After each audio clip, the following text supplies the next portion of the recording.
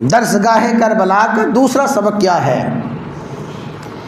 فرمایا ثم استقاموا، جب کسی چیز کو غلط سمجھا ہے، جب کسی کو نااہل دیکھا ہے، جب کسی کو غاصب سمجھا ہے، جب کسی کو نااہل سمجھا ہے، پھر اس کے خلاف عالم بغاوت بلند کیا ہے، اور عالم بغاوت ایسا بلند کیا صرف نعروں تک محدود نہیں رہے، زبانی احتجاج نہیں ہے، کوئی نعرے بازی اشتعال انگیزی نہیں ہے، ثم استقاموا، اس کے خلاف ڈٹ گئے ہیں، ایسے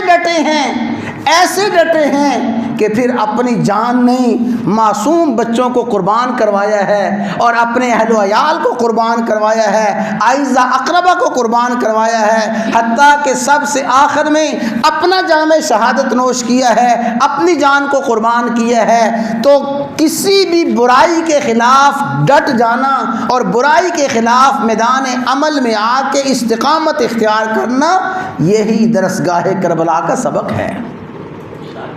حضرت حسین رضی اللہ تعالیٰ عنہ نے یہی سبق دیا ہے۔ جب آپ سچ کے راستے پہ چلے ہیں، حق کے راستے پہ چلے ہیں،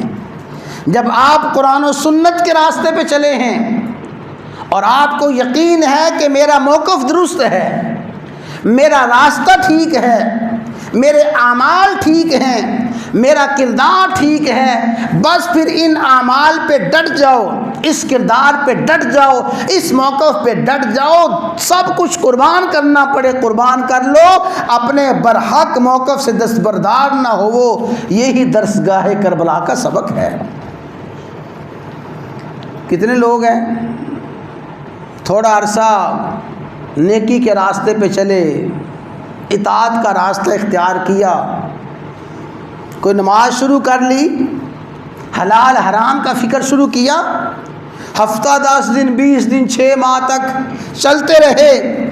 پھر فوراً راستہ بدل لیا۔ یہ حسینیت نہیں ہے،